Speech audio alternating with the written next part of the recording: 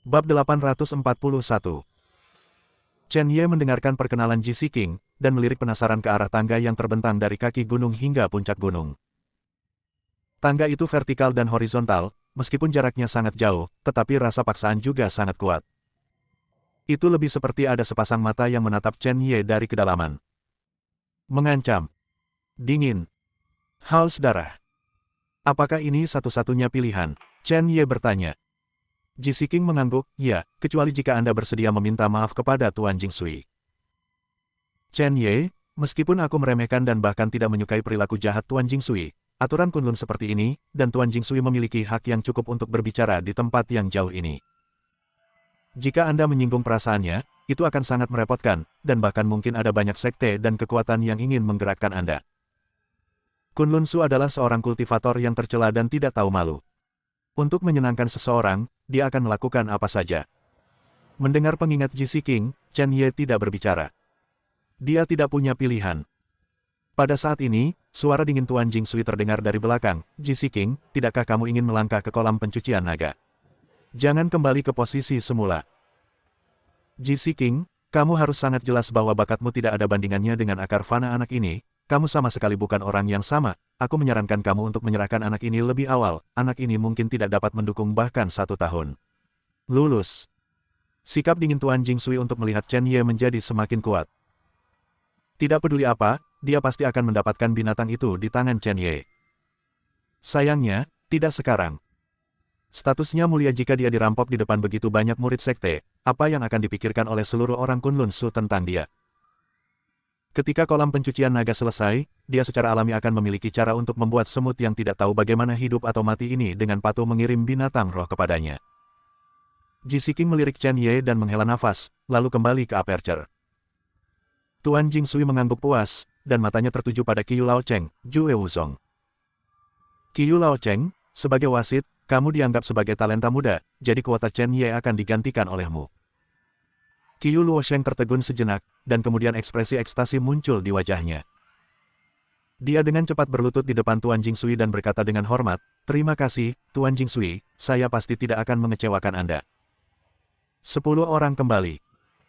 Qiyu Laocheng menatap Chen Ye dengan penuh minat, dan mendengus dingin, seolah-olah dia sedang mengkhotbahkan semacam kedaulatan. Sekarang dia tidak takut pada Chen Ye, bagaimanapun juga, Tuan Jingsui berdiri di belakangnya. Jika Chen Ye tidak tahu bagaimana hidup atau mati, dia hanya akan mati lebih cepat. Tuan Jingsui menjepit jarinya, dan berkata kepada Chen Ye, "Wah, aku memberimu kesempatan, tetapi kamu tidak menghargainya sendiri. Bukankah kamu bangga menjadi seorang jenius, maka kamu mungkin juga naik. Anda sendiri. Tapi saya akan mengatakan yang jelek dulu. Sudah banyak upaya, tetapi tidak ada yang selamat. Tangga ini tergantung pada kekuatan pembudidaya, tetapi juga pada akar spiritual pembudidaya. Anda adalah orang dengan akar biasa, apalagi melintasi 100 langkah ke puncak gunung, diperkirakan Anda bahkan tidak memenuhi syarat. Untuk langkah ke-10.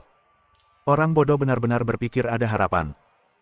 Setelah selesai berbicara, Jingsui melihat ke banyak praktisi di belakangnya. "Jika Anda tidak percaya, Anda dapat mencobanya. Selama ada yang bisa melebihi urutan ke-50, Jingsui bersedia menerimamu sebagai murid." Begitu kata-kata ini keluar, ada kegemparan. Ini adalah kesempatan bagi Tuan Jingsui untuk menerima murid-muridnya. Setelah Anda setengah jalan, Anda bisa menjadi murid Tuan Jingsui. Ini sangat menarik. Begitu kata-kata Tuan Jingsui jatuh, beberapa sosok dengan cepat berjalan menuju tangga. Banyak orang jenius ingin berjudi. Setelah berhasil, ia akan dapat melangkah ke puncak Kunlun Su sesegera mungkin.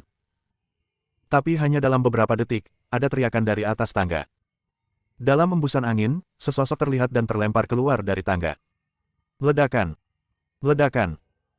Segera setelah itu, beberapa sosok lain juga terlempar keluar dari tangga dan terhempas ke tanah. Ketika salah satu dari mereka mendarat di tanah, itu langsung berubah menjadi kabut darah. Dapat dilihat betapa menakutkannya kekuatan itu. Melihat pemandangan seperti itu, banyak orang menarik napas dalam-dalam. Tangga ini sangat kuat. Tak satu pun dari orang-orang ini bisa melangkah keluar dari langkah ke-10. Salah satunya masih Wang Chen di puncak alam Raja Suci. Panggung Raja Suci tidak bisa melewati level ke-10, apalagi level ke-50. Poin kuncinya adalah bahwa upaya ini juga telah membayar harga kehidupan. Siapa yang berani menantangnya? Tampaknya cara teraman adalah mengirimkannya ke Tuan Jingsui. Meski berbahaya, masih ada beberapa praktisi yang ingin mencobanya. Tetapi hasilnya tidak terkecuali. Entah dia terluka parah atau jatuh, atau berubah menjadi kabut darah. Tingkat kesulitan ini benar-benar di luar pemahaman dan toleransi. Chen Ye, apakah kamu tahu kesulitannya sekarang? Aku masih memiliki rasa bertahan untukmu.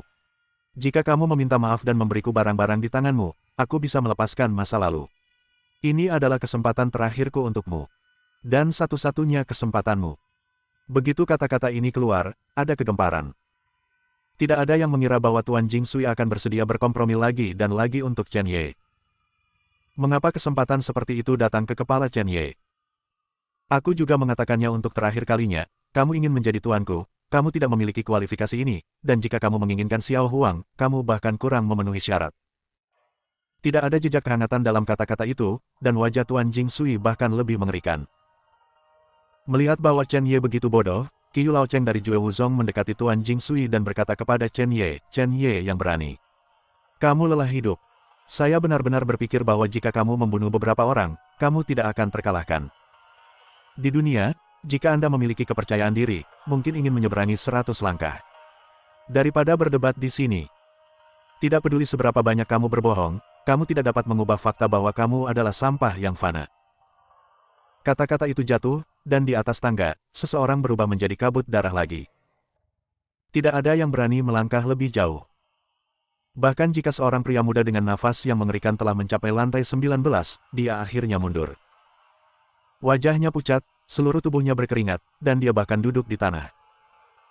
Tangga ini seperti menghadapi pembangkit tenaga listrik yang tak terhitung jumlahnya. Tidak peduli tubuh atau kesadarannya, itu akan rusak parah. Ini bukan sesuatu yang bisa ditembus orang. Ini membuat semua orang menyadari betapa parahnya tangga itu.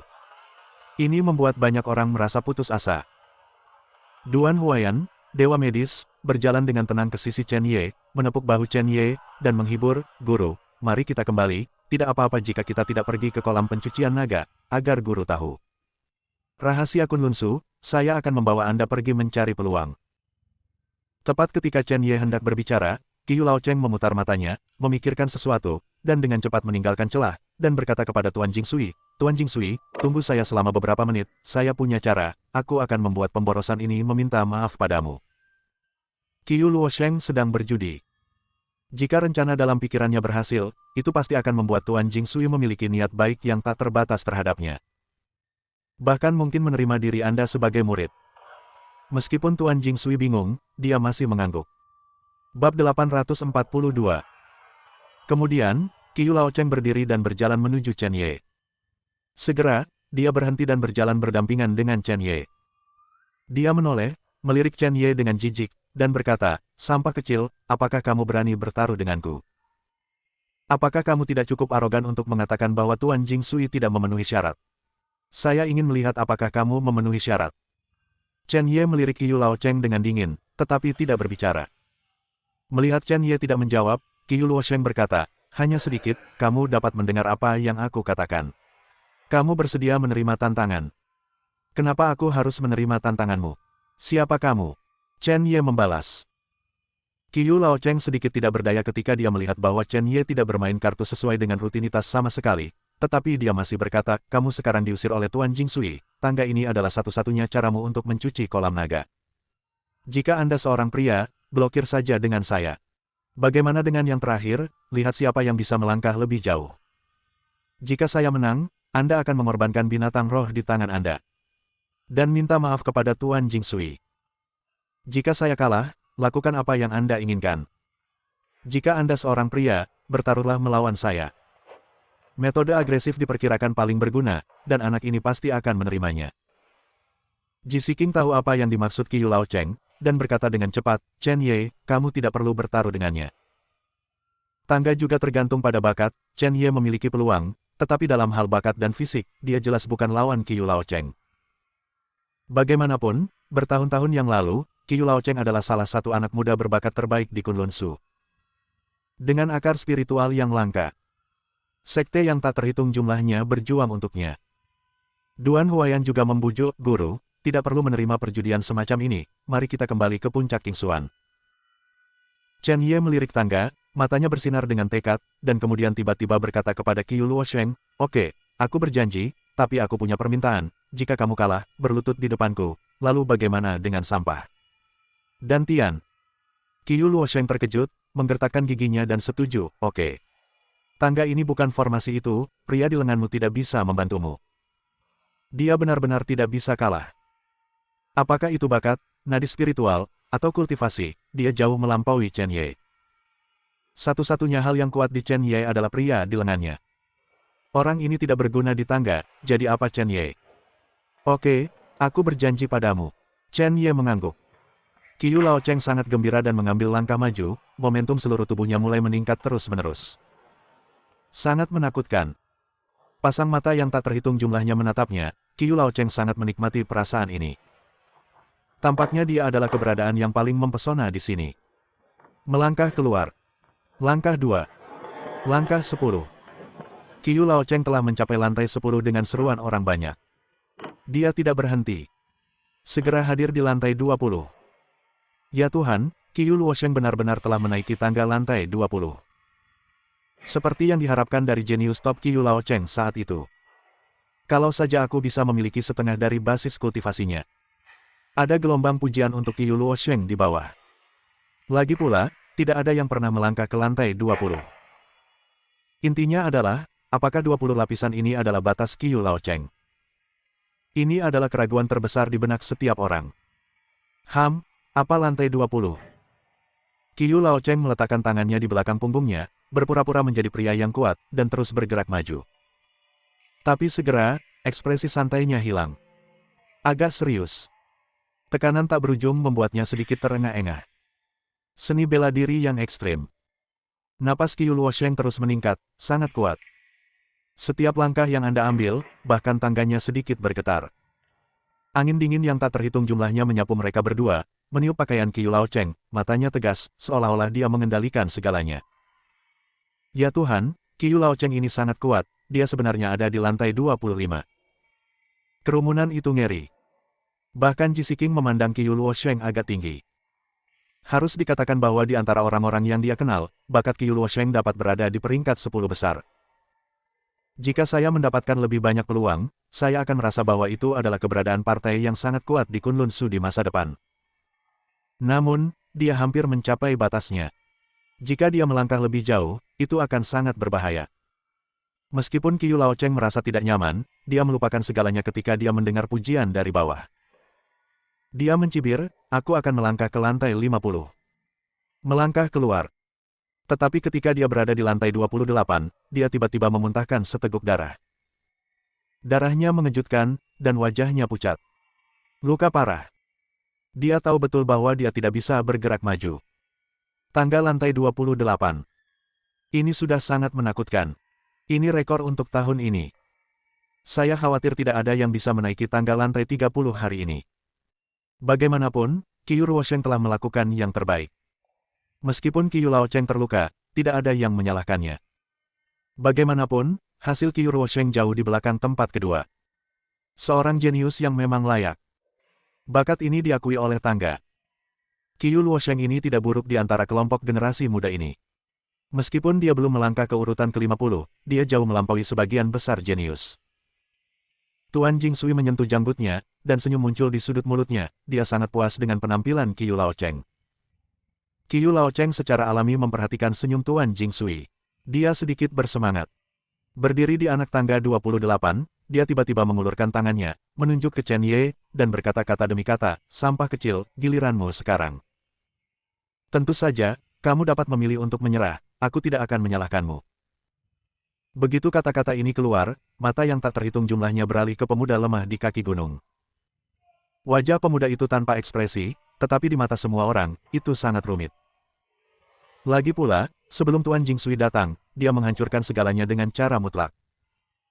Hanya saja Chen Ye dikabarkan sebagai Fangen, seberapa jauh dia bisa melangkah. Chen Ye mendengus dingin, tentu saja tidak takut. Dia meletakkan Xiao Huang di pundaknya dan mulai mengambil langkah pertama.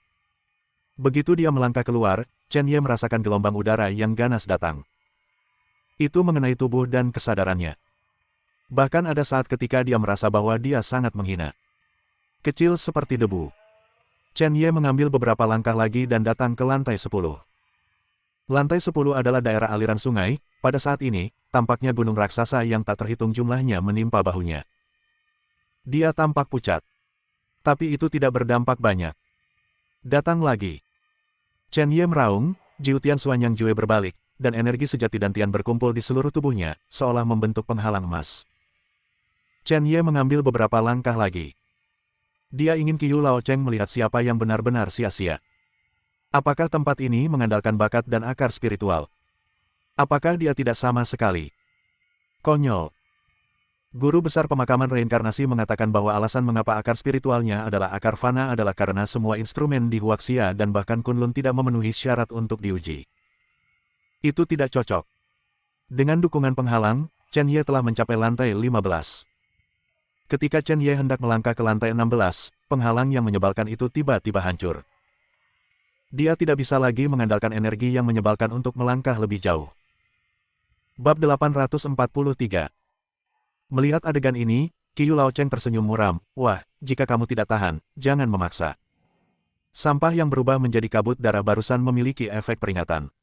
Jika kamu mencari kematian, harganya akan terlalu tinggi. Chen Ye tersenyum dingin dan mengabaikannya. Jimat kehidupan dikorbankan, dan seluruh tubuh dipenuhi dengan guntur dan kilat yang ganas. Guntur dan kilat langsung menghilangkan semua rintangan di sekitarnya. Chen Ye mengambil beberapa langkah lagi. Kami telah mencapai lantai 20. Pada saat ini, penonton sangat sunyi, dan bahkan ekspresi Qiu Lao Cheng di lantai 28 salah. Kesenjangan antara keduanya sebenarnya dipersingkat menjadi 8 lapisan. Sial! Bagaimana sampah fana ini bisa masuk ke sini?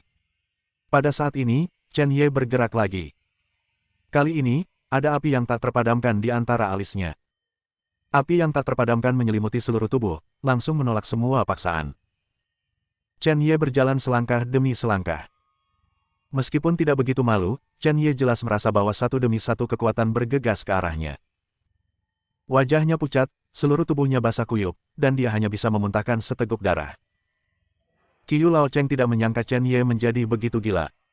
Meskipun dia gelisah di dalam hatinya, dia masih berkata, Chen Ye, jika kamu terus bersikeras, hidupmu tidak akan dijamin.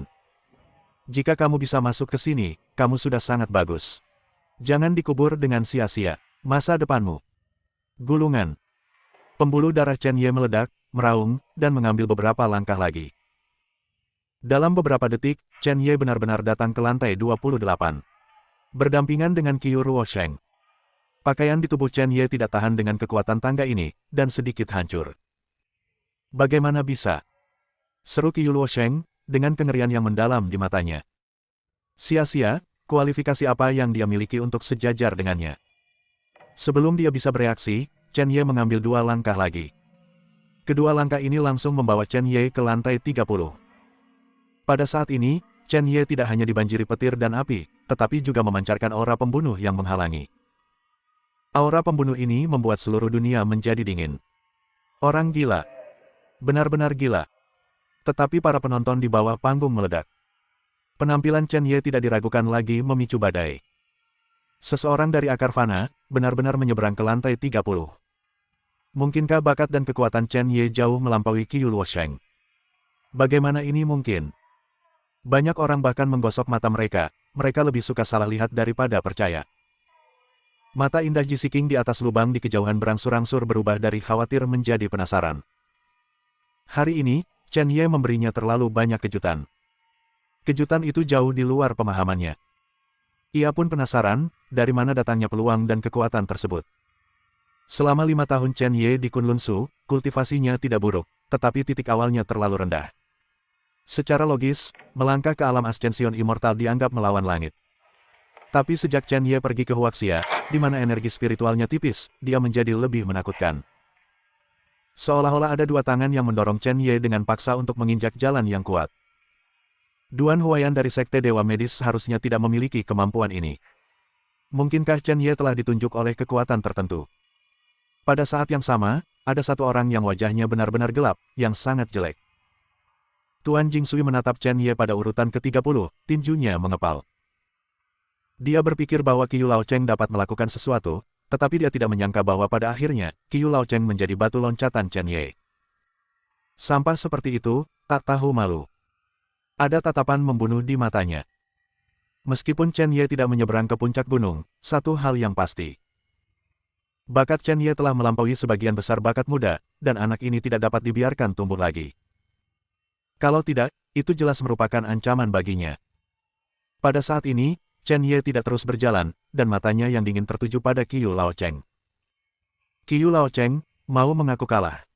Berlututlah, lalu hancurkan dantianmu. Chen Ye tidak akan memiliki simpati atau simpati sedikit pun untuk orang seperti itu. Ekspresi Qiu Laocheng sedikit ketakutan, dia tidak punya pilihan selain menggertakkan giginya dan melangkah maju, berpikir bahwa dia akan mampu melintasi dua lantai. Setidaknya tidak kalah. Tanpa diduga, sebelum dia mengambil langkah, dia dikejutkan kembali oleh sebuah kekuatan. Darah merah cerah keluar dari mulutnya. Mengejutkan. Chen Ye, jangan menipu orang terlalu banyak. Terlalu banyak menipu. Chen Ye tersenyum dingin, dan mengeluarkan pedang dingin, jika kamu kalah, begitu banyak omong kosong. Qiu Laocheng terluka parah dan tahu bahwa tidak mungkin untuk melanjutkan. Dia mengalihkan pandangannya, tidak lagi ragu-ragu, dan langsung turun gunung. Dia tidak peduli apakah dia malu atau tidak, jika dia berlutut di depan binatang kecil ini, wajah apa yang akan dia miliki. Kuncinya adalah membayar dantian Anda sendiri. Tanpa dantiannya, dia akan tersesat. Selama dia meninggalkan anak ini dan bersembunyi dengan Tuan Jingsui, dia akan aman. Yang ideal itu indah, tapi kenyataannya kejam. Sebelum Qiu Laocheng mengambil langkah, pedang dingin pecah. Dimasukkan langsung di depannya, energi kekerasan menyapu, tubuhnya bergetar dan kembali ke tempat itu lagi. Sebelum dia bisa bereaksi, bayangan datang. Itu adalah Chen Ye. Pada saat yang sama, pedang panjang yang sedingin es mendarat tepat di bahu Qiu Laocheng. Dingin dan haus darah. Beri kamu dua pilihan, penuhi janjimu, atau suruh kamu pergi. Tubuh Qiu Laocheng kaku, dan dia bisa merasakan jejak guntur dan kilat menghantam tubuhnya. Aku dari Jue Wuzong. Sebelum dia bisa selesai berbicara, Chen Ye mengeluarkan pedangnya yang dingin dan menghantamkannya langsung ke pipi Qiu Laocheng. Sebuah tanda sangat jelas. Berlutut. Rasa dingin yang sedingin es bergema. Tubuh Qiu Laocheng penuh dengan bekas luka, dan tekanan di sekelilingnya telah menyapu, plop. Dia berlutut langsung di tanah. Pada saat ini, hanya ada ketakutan di hatinya. Di sini, hanya mereka berdua, tidak ada yang bisa membantunya. Saya tidak perlu mengatakan apa yang harus dilakukan selanjutnya. Suara acuh tak acuh bergema. Chen Ye, kami tidak memiliki permusuhan berdarah, jadi tidak perlu membunuh mereka semua, kata Qiu Laocheng dengan enggan. Chen Ye mengangguk, jika saya kalah, apakah Anda akan bersimpati dengan saya? Jangan buang waktu saya dalam 3 detik terakhir. Saat Qiu Laocheng hendak mengatakan sesuatu, Chen Ye bergerak. Dia menggenggam dengan 5 jari, pedang panjang itu terbang kembali ke telapak tangannya, dan kemudian guntur ilahi yang dahsyat meluap dengan panik. Guntur dan kilat mengitari pedang panjang, langsung terlepas dari tangan kanannya, dan menembak ke dantian Qiu Laocheng. Retakan. Kemarahan yang tak terhitung jumlahnya meluap. Dantian rusak. Qiu Laocheng bahkan memuntahkan 3 suap darah di tempat. Mengejutkan. Anda. Mata Qiu Laocheng melebar, dan bahkan ada tanda kematian. Chen Ye dengan jelas mengatakan bahwa dia akan diberikan 3 detik, tetapi dia menembak tanpa sedetik pun. Bajingan ini. Maaf, aku berubah pikiran, aku bahkan tidak ingin memberimu 3 detik. Setelah berbicara, Chen Ye berbalik dan mengambil langkah. Melihat pemandangan ini, ekspresi Qiu Laocheng sangat menakutkan, seperti melihat hantu. Dia benar-benar tidak bisa membayangkan bahwa 30 lantai bukanlah batas Chen Ye. Bab 844. Chen Ye sebenarnya ingin melanjutkan. Mungkinkah orang ini benar-benar harus memasuki kolam pencucian naga sendirian? Chen Ye mengambil beberapa langkah lagi, dan beberapa langkah ini benar-benar membuatnya menghabiskan energi sejati dantiannya. Sangat tidak nyaman. Tapi dia sangat sadar bahwa ini bukan batasnya. Kekuatan sebenarnya tidak terletak pada kultivasinya, tetapi pada kartu trufnya. Dia menutup matanya. Qiu Laocheng secara alami memperhatikan tindakan Chen Ye. Ekspresinya sangat aneh. Pada saat ini, seluruh tangga bergetar. Dantiannya hancur, tidak mampu menahan kejutan, dan memuntahkan seteguk darah lagi. Sekarang dia hampir setengah mati, dia tidak mau. Semua ini diberikan kepadanya oleh Chen Ye. Dia ingin melihat Chen Ye berubah menjadi kabut darah. Pada saat ini, dia menemukan mata terbuka Chen Ye. Sinar cahaya melintas, seperti guntur dan kilat merobek langit. Momentum Chen Ye berubah total, dan bahkan di mata Qiu Lao Cheng, dia sangat tinggi, seperti raksasa. Ini adalah keberadaan yang hanya bisa dia hormati dalam kehidupan ini. Ya Tuhan, ini lantai 35. Bukankah Chen Ye ini membuang-buang akar fana, mengapa dia melintasi tangga sejauh itu? Mungkinkah semua akar disembunyikan olehnya? Apakah dia akar roh yang menentang langit? Mustahil. Ketika mesin diuji, tidak ada seorang pun di Kunlun Su yang bisa lolos dari ujian mesin. Anak ini pastilah Fangen.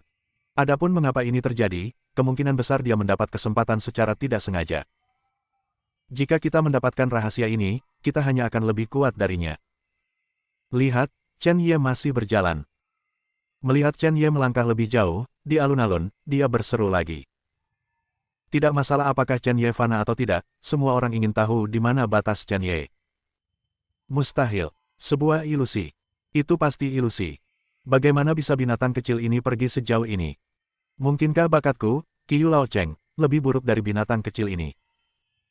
Qiu Lao Cheng, yang ditinggalkan oleh Chen Ye, tidak percaya. Dia tidak bisa menerimanya. Dan kerumunan di bawah panggung sudah lama gila dan kacau. Setiap kali Chen Ye mengambil langkah, ada seruan dari bawah. Seruan itu sangat rapi, seperti ombak yang menyapu seluruh lapangan Qianjue.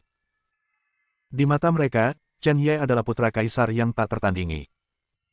Setidaknya saat ini, tidak ada hubungannya dengan Fan Gen. Sebelum hari ini, siapa yang mengira bahwa sampah yang dikeluarkan dari ring 5 tahun lalu akan membuat comeback yang kuat? Siapa sangka bakat anak ini bisa menghancurkan Qiu Lao Cheng yang perkasa? Semua orang ingin melihat bunga sekolah Chen Ye, tetapi pada akhirnya, mereka menemukan bahwa Chen Ye sudah menghadap mereka dari puncak gunung. Mereka adalah lelucon nyata. Chen Ye menamparkan mereka dengan keras dengan tindakannya.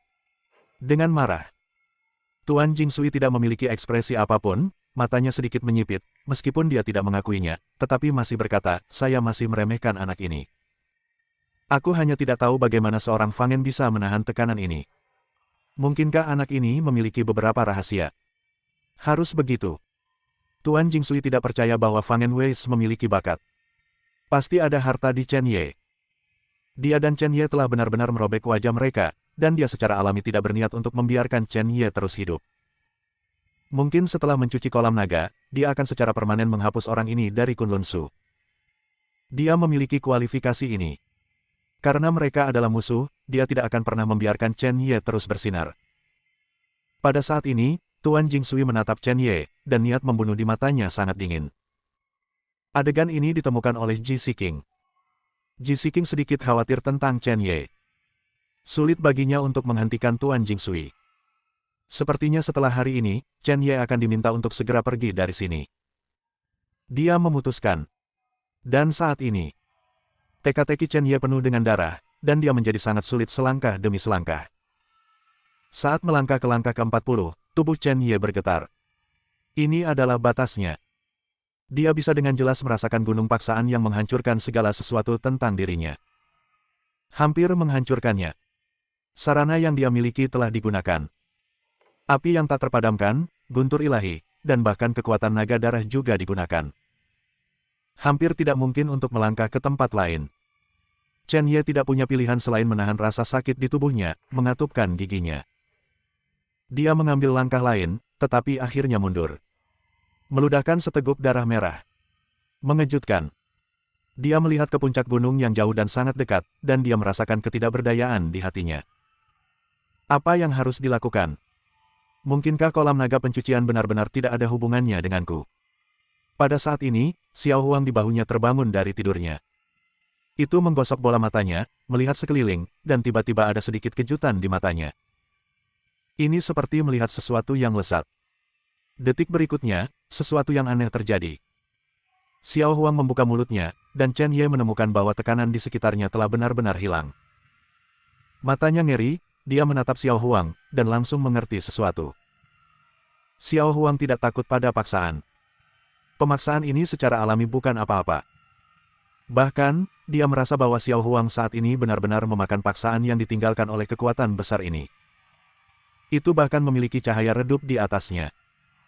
Setelah beberapa saat, Xiao Huang tampak tidak puas, menarik pakaian Chen Ye, dan menunjuk ke depan. Tampaknya membiarkan Chen Ye terus bergerak maju. Kengerian di hati Chen Ye benar-benar ditekan, senyum muncul di sudut mulutnya, dan dia dengan cepat berjalan menuju puncak gunung. Anda membacanya dengan benar. Hanya berlari. Di belakang, itu bahkan tampak berlari. Kerumunan di bawah benar-benar meledak. Ya Tuhan, lihat apa yang akan dilakukan anak dari sekte Dewa Medis itu. Aku tidak salah, mengapa kecepatan Chen Ye semakin cepat.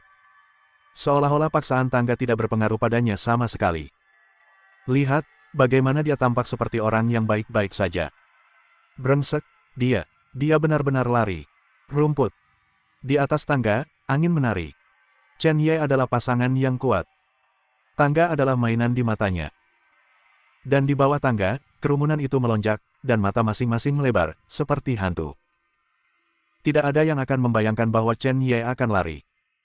Bahkan satu langkah dan dua langkah. Di tempat yang begitu memaksa, bisakah kamu lebih serius? Yang lain berubah menjadi kabut darah pada urutan pertama, tetapi Anda baik, lari saja. Para jenius yang jatuh itu tidak ingin malu. Bahkan jika mereka belum pernah menaiki tangga, mereka masih tahu kengerian tangga. Selama berabad-abad, tidak ada yang mendaki puncak gunung. Belum lagi semudah Chen Ye. Kuncinya adalah bagaimana Chen Ye melakukannya. Pada saat ini, Chen Ye tampak bersinar terang, sangat mempesona. Di alun-alun, itu sangat sunyi. Semua terdiam dan terkagum-kagum. Sekarang, siapa yang memenuhi syarat untuk menertawakan Chen Ye? Dan beberapa orang di lingkaran itu melihat Chen Ye yang aneh. Sedikit bingung. Apa-apaan ini, mereka malah curiga apa yang ada di depan mereka benar-benar tangga. Mengapa di mata Chen Ye, itu tampaknya menjadi tangga umum? Kata pemaksaan yang baik. Ternyata bukan apa-apa. Sangat aneh. Ji Siking mengulurkan tangannya dan menutup mulutnya, bahkan tidak membiarkan dirinya mengeluarkan suara. Dia tahu lebih baik daripada siapapun betapa menakutkannya tekanan di tangga ini. Tapi bagaimana Chen Ye bisa begitu santai? Kuncinya adalah lari. Belum lagi Chen Ye, bahkan dia, atau beberapa master sekte Kunlun Su, tidak bisa melakukan ini. Bagaimana Chen Ye melakukannya? Mata Tuan Jingsui juga menunjukkan keterkejutan untuk pertama kalinya. Bagaimana mungkin? Tangga ini tidak ada paksaan. Mungkinkah tangga itu gagal? Tepat ketika banyak orang bingung, Qiu Lao Cheng, yang telah dihapuskan oleh Dantian, tiba-tiba berteriak, pemaksaan di tangga hilang. Tidak ada paksaan sama sekali. Tangga ini tidak valid. Haha. Bagaimanapun, Xiao Huang melahap semua paksaan yang kuat, yang juga meredakan ketidaknyamanan Qiu Lao Cheng. Sampai batas tertentu, Qiu Lao Cheng lebih murah. Wajah Tuan Jingsui sangat berubah, tubuhnya melayang, dan dia naik ke puncak tangga dalam sekejap. Dia memejamkan mata, merasakan sedikit, tiba-tiba membukanya, dan cahaya dingin melintas, seperti yang diharapkan, pemaksaan tangga telah gagal. Apakah karena gunung ini telah ada terlalu lama dan telah kehilangan spiritualitasnya? Itu anak masih sangat beruntung. Itu tidak berhasil sekarang. Semua keraguan teratasi. Ini juga merupakan penjelasan terbaik. Sebuah tangga yang telah kehilangan spiritualitasnya secara alami tidak akan memiliki masalah untuk berjalan di atasnya. Tuan Jingsui melihat ke arah puncak gunung dan menemukan bahwa Chen Ye akan segera menginjakkan kaki di puncak gunung. Wajahnya menjadi semakin jelek, dan dia dengan cepat menjepit jarinya, hanya untuk melihat lingkaran cahaya di bawah kaki mereka yang dipromosikan. Bab 845. Kamu tidak bisa membiarkan anak itu masuk duluan, kamu siap, aku akan membawamu. Dengan kata-kata yang jatuh, kecepatan tersedaknya semakin cepat. Penampilan Chen Ye mematahkan semua ritmenya. Tidak peduli apa, dia tidak bisa membiarkan Chen Ye mendapatkan kesempatan pertama untuk mencuci kolam naga. Orang ini tidak memenuhi syarat. Beberapa berkas cahaya tiba-tiba terbentuk, dan di detik berikutnya, Tuan Jingsui, Ji Siking, Wei Ying dan yang lainnya menghilang. Semuanya menjadi sunyi. Puncak gunung. Chen Ye menghela nafas, menepuk bahu Xiao Huang, dan memuji, Xiao Huang, jangan katakan itu, aku mengandalkanmu beberapa kali hari ini. Tanpamu, aku merasa tidak enak badan, terima kasih. Setelah berbicara, Chen Ye mengeluarkan sosis Ham Suang Hui dari kuburan reinkarnasi, merobek bungkusan itu, dan menyerahkannya kepada Xiao Huang. Inilah yang saya hadiahkan untuk Anda. Xiao Huang melirik Ham itu, tetapi memalingkan wajahnya, seolah menghina. Ini adalah garis keturunan kuno, bagaimana bisa memakan sesuatu yang dibuat oleh pabrik Huaxia. Terlebih lagi, paksaan barusan telah mengisi perutnya, dan secara alami tidak akan makan lagi. Ayo, kamu tidak memakanku. Chen Ye memakannya dalam satu gigitan, dan tiba-tiba, dia merasakan napas datang dari belakangnya, tidak lagi ragu-ragu, dan buru-buru membawa Xiao Huang menuju satu-satunya gua di puncak gunung. Gua itu dingin dan gelap. Chen Ye dengan cepat melewati koridor panjang, kegelapan menghilang, dan seluruh dunia langsung menjadi cerah. Chen Ye berhenti karena dia menemukan bahwa di depannya ada sumur kuno yang besar dengan diameter sekitar 30 meter. Ya, itu adalah sumur kuno. Bentuknya hampir sama dengan sumur kuno di dunia luar, tetapi terlalu besar, dan bahkan terlihat seperti danau. Tepi mata air ditinggikan, dan bahasa Sanskerta kuno terukir di atasnya. Chen Ye tidak bisa mengerti, tetapi ketika matanya menyentuh tonjolan itu, hatinya tampak dimurnikan. Ada tablet batu di tengah mata air. Di tablet batu ada gambar 9 naga yang terbang bersama. Pada saat yang sama, 3 karakter yang kuat dan kuat menonjol. Cuci kolam naga. Xiao Huang di bahu Chen Ye juga menatap mata air, bernapas sedikit pendek. Itu terus mengalir dengan cahaya, yang jelas merupakan arti dari evolusi. Tepat ketika Chen Ye linglung, Xiao Huang melompat dan melompat langsung dari kolam naga cuci. Dalam sekejap, kolam pencucian naga mendidih.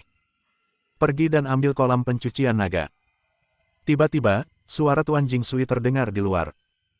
Chen Ye juga merasakan beberapa sosok tersapu. Dia tidak ragu-ragu dan melompat ke tempat Xiao Huang. Mata air instan tidak masuk ke dalam tubuh. Menghilang. Chen Ye merasa tubuhnya terus-menerus tenggelam, dan dia terus mencari sosok Xiao Huang di bawah air. Tetapi saya menemukan bahwa Xiao Huang telah pergi. Rumput, kemana perginya si kuning kecil ini?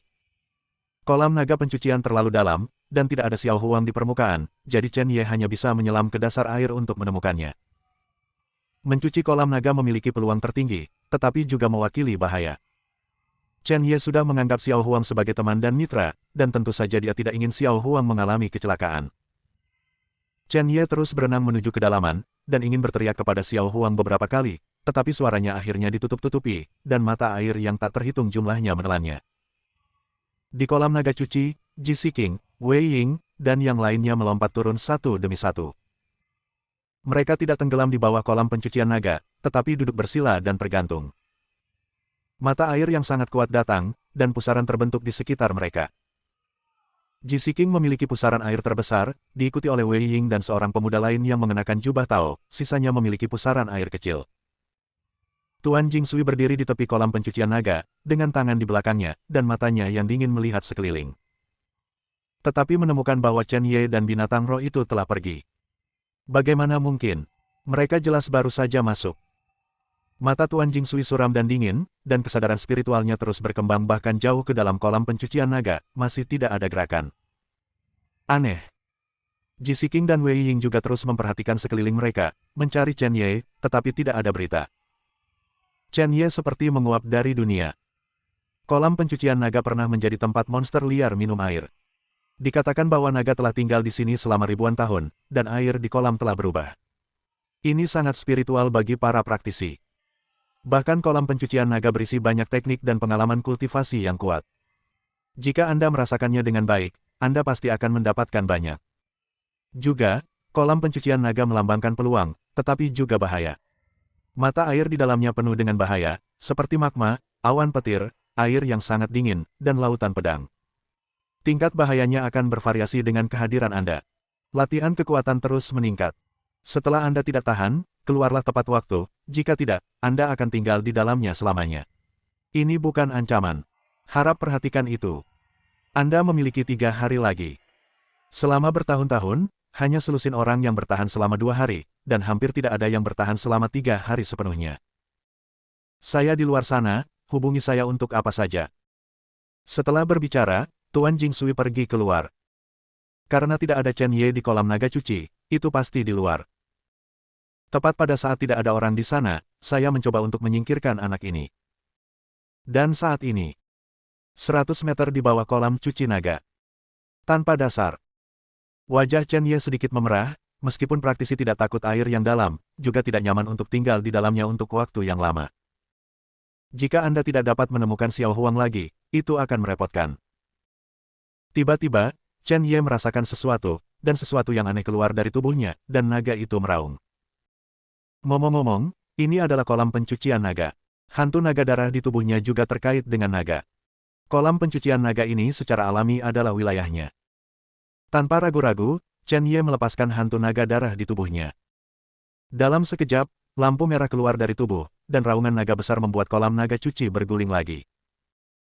Naga darah melingkari tubuh Chen Ye, gemetar terus-menerus, dan tampak sangat bersemangat. Kemudian, naga darah itu memuntahkan sesuatu, seperti gelembung pecah di tubuh Chen Ye. Perasaan tidak nyaman itu tiba-tiba menghilang. Pada saat ini, Chen Ye sepertinya berjalan di tanah. Chen Ye sangat gembira, lalu memikirkan sesuatu, dan bertanya pada Sue Long, apakah kamu tahu di mana Xiao Huang berada?